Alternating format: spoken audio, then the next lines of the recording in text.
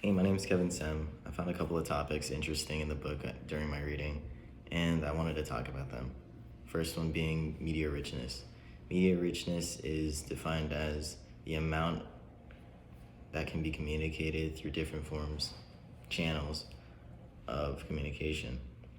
Some forms of communication being less so than others. An example of a low media richness channel could be like email or text, and a higher media richness channel could be FaceTime or calls. An example of a low media richness channel could be email and message, and their reasoning for such is when a person is reading it, you're lacking visuals, tone, and both of those could completely alter the meaning of a message that is read or heard.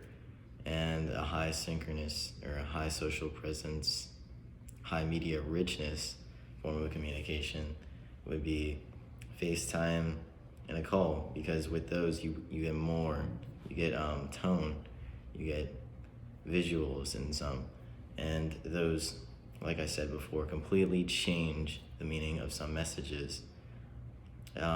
That segues right into my next point is kinesics. Kinesics is body language, as you can see that I'm using right now. I'm talking with my hands, and hopefully it's giving you a better experience with my message.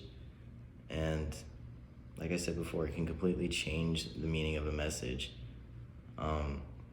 Leaning in could be a sign of involvement, intriguement in a topic, and leaning back could be disattachment, disassociation from a topic, uninterest, and it completely changes the meaning and largely defines emotion in a message.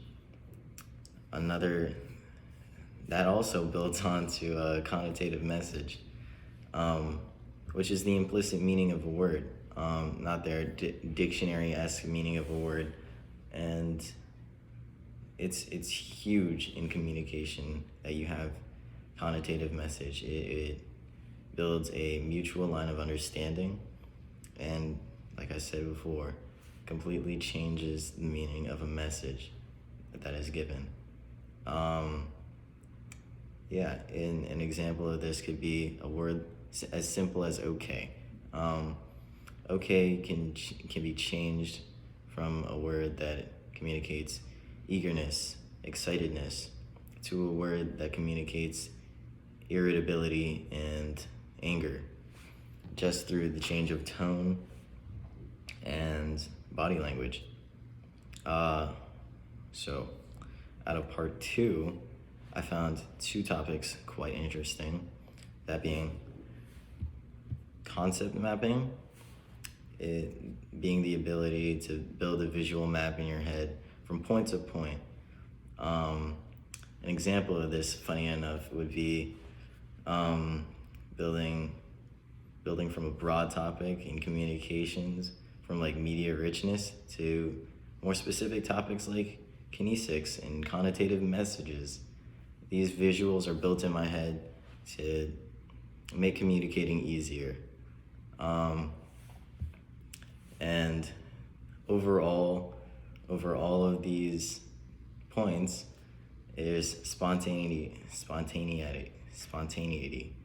The ability to sound natural. That didn't sound supernatural, and yeah, I don't know. I mean, those are some topics that I was really interested in, and topics that I might need improvement on, just like that last topic.